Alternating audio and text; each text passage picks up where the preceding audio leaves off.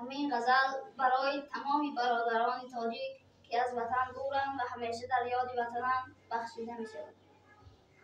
غریبی کار سخت است ای برادر، غریبان را نکو دار و میازار. سحر خیستم دری خانه گشادم، بدیدم یک جوانی خفته بیمار. سرش را بر سر زانو نهادم، لبانش را ببوسیدم پدروار.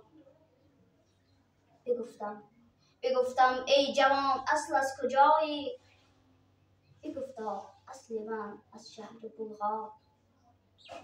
اگر افتد گذارت سوی بلغار، مگو از مردنم زنهار زنهار. بگفتم ای جوان آرزو چی داری؟ بگفتا یک دو سیب بهر من آر. سبک جستم دویدم سوی بازار، خریدم یک دو سیب از بهر آن یار. و دل گفتم جوان را زنده یابم، ندا آمد جوان مرده است پندار.